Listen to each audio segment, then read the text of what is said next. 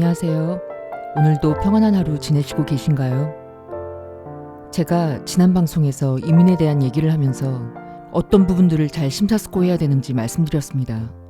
그런데 가장 심각한 문제는 따로 있습니다. 그게 무엇이냐 하면 바로 언어입니다. 저는 이 언어가 이민자의 삶에서 가장 근본적이고 궁극적인 문제라고 봅니다. 물건을 사고 행정 업무를 보고 병원에서 치료받고 현지인 친구를 사귀고 일을 하고 자녀의 선생님과 면담을 하는 등 이민자들은 일상의 삶에서 현지의 언어를 사용해야 하는 다양한 상황에 부딪힙니다. 미국으로 이민 오신 한국인들은 저처럼 취업 이민을 오신 분들도 있고 자녀 교육을 위해 투자 이민으로 오신 분들, 주재원으로 왔다가 눌러 앉으신 분들, 교포와 결혼해서 미국에서 살게 되신 분들, 유학 또는 유학 후 막바로 직업을 구해 계신 분들 등 여러 케이스들이 있습니다. 미국 기업에 취업해서 현지인들과 같이 일하거나 현지인들과 학교에서 같이 공부하시는 분들 또는 현지인들을 상대로 장사하시는 분들은 어쩔 수 없이 영어를 매일 사용해야 하지만 그렇지 않고 여전히 영어가 어렵고 또 외국인들을 상대하는 게 두려우신 분들 중에 한인타운에 살면서 한국인들과만 어울리고 한인이 운영하는 가게들만 가고 한국인들 서비스만 이용하는 분들도 많습니다. 단도직입적으로 말하자면 영어는 미국 이민 생활의 열쇠입니다. 의사소통이 잘 되면 일단 먹고 살 수는 있습니다. 그런데 문제는 그 영어를 어느 수준까지 사용할 수 있는가이죠. 인사만 주고받고 내 이름만 겨우 말할 수 있는 정도인지, 가게에서 물건을 구매하는 것까진 할 수 있는 정도인지, 취업해서 일을 하고 간단한 행정 업무 등을 스스로 해결할 수 있는 정도인지, 아니면 현지인들과 경쟁해서 승진도 하고 미팅을 주관하고 법정 소송이나 협상 테이블에서 고급 영어를 구사할 수 있는지 등입니다. 영어 구사 능력에 따라 이민자의 삶이 달라지는 것 같습니다. 그럴 수밖에 없는 게 언어가 곧 삶의 영역이기 때문입니다. 제가 간호사라서 간호사 얘기를 좀 할 텐데요. 의료 업무랑 관련된 용어나 병원에서 늘 쓰는 표현에 익숙해지면 일반 간호사로 취업해서 환자들을 돌보는 데는 별 문제가 없어 보입니다. 그러나 간호관리자가 되어 간호팀을 이끌고 미팅을 진행하고 여러 부서와 행정적인 업무를 위해 소통하고 인터뷰 진행하고 직원을 해고시키고 상담하고 병원 예산이나 프로젝트 진행에 대해 질의하고 발표하고 논쟁하고 주정부 감사가 나왔을 때 모든 질문에 답하고 진술하고 어쩌다 갑질하는 의사나 막무가내 보호자들과 맞짱도 뜨고 직원들을 교육하고 하려면 내가 쓰는 영어가 좀 달라야 되겠죠. 다시 말해 그냥 하던 일만 계속 그대로 할 건지 아니면 현지인들과 경쟁하고 승진하며 자기를 개발시킬 것인지의 차이입니다. 학위 이전의 언어입니다. 언어가 학위를 뒷받침할 수 있어야 합니다. 저는 미국 아이비리그 대학에서 박사학위를 받고도 현지인들과 제대로 된 토론이나 논쟁을 하지 못하는 경우를 수도 없이 많이 봤습니다. 학위는 그저 이력서에나 적혀있는 허울뿐인 인증서일 뿐이죠. 언어로 승부하지 못하면 절대로 직장에서 두각을 나타낼 수 없습니다. 사람이 낯선 나라에서 필요한 물건을 사는 영어만 겨우 구사하며 산다면 얼마나 힘들까 싶습니다. 병원에서 자기의 증상을 정확히 설명하지 못하고 경찰을 만나서 자세하게 정황을 설명하지도 못하고 불리한 상황인데도 알아듣지 못하거나 자기를 대변하지 못하고 침 튀기며 싸우지 못하고 관공서에서 하는 말을 알아듣지 못하고 자동차 정비소에서 뭘 어떻게 고쳤는지 이해하지도 못하고 어떤 서류에 뭐가 적혔는지 서명해야 되는지 말아야 되는지 등 일상생활 전반에 걸쳐서 기본적인 언어 표현이 부담이 된다면 이민 생활은 정말 힘들어집니다. 부모는 한인교회를 다니고 자녀들은 결혼과 함께 현지인 교회를 다니는 경우도 많이 봤습니다.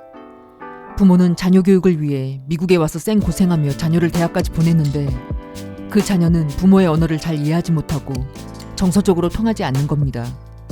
이민 온 나라에서 현지인들과의 정서적 교류가 힘든 이유는 100% 언어 때문입니다.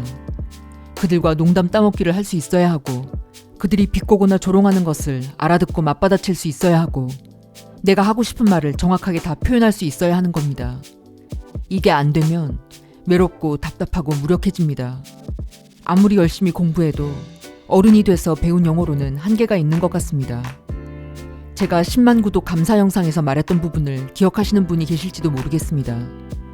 저는 이 영어를 최대한 내 것으로 만들기 위해 나는 한국인이 아니다. 미국인이다 라고 제 자신을 세뇌시키며 살았습니다. 그리고 하루 종일 영어로 생각하는 훈련을 했습니다. 하루 종일 영어만 들었습니다. 액센트를 최대한 제거하기 위해 엄청 노력했습니다. 그런데도 이 영어가 원어민처럼 완전한 내 말이 되지는 않는 것 같습니다. 제가 알고 지내는 이민 1.5세 지인들에게는 남모르는 고충이 있습니다. 영어가 자유롭지 못하신 부모님 가까이에 살면서 영어 통역사가 되는 겁니다. 제가 오래 알고 지낸 폴란드인은 11살에 부모를 따라 미국에 왔는데 부모님이 영어를 잘 못해서 같이 살면서 도와드리고 있습니다.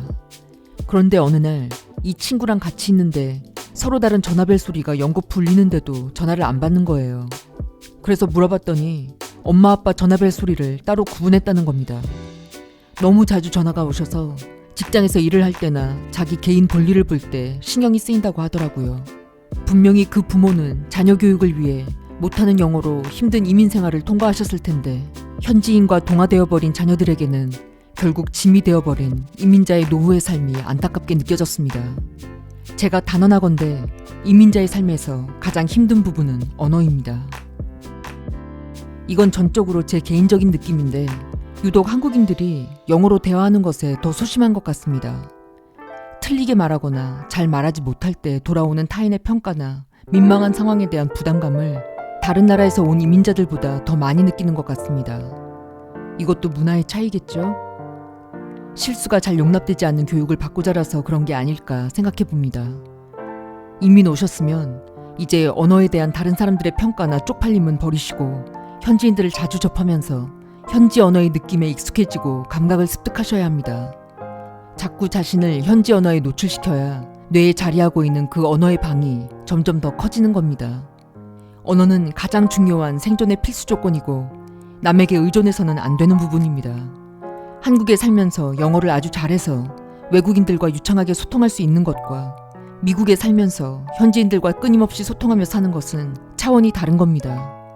입이 있어도 말하지 못하는 사람으로 살지 않기 위해서는 이민을 결정하기 전에 현지 언어를 어떻게 어느 정도까지 해결할 것인지를 심사숙고하셔야 되겠습니다. 한국은 초고속으로 다문화 국가가 되어가고 있습니다. 여러분들이 잘 모르실 수도 있는데 한국은 외국인들이 들어와 살고 싶어하는 매력적인 나라입니다. 한국이 얼마나 깨끗하고 살기 편한 나라인지는 외국에서 몇 년만 살아보면 알 수 있게 됩니다. 제가 지난 7월에 한국을 다녀왔는데 저 역시 그 청결함과 편리함 그리고 싼 가격에 너무 놀랐습니다. 공공시설 인프라가 조밀조밀 너무나 잘 되어 있는 것에도 놀랐습니다.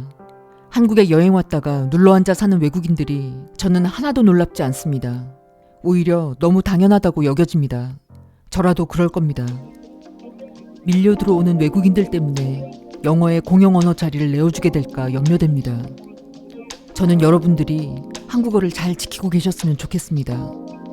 그리고 좋은 집터와 일자리들도 잘 지키고 한국인의 주도권을 내어주지 않으셨으면 하는 바람입니다. 저는 다음 시간에 또 찾아뵐게요. 안녕.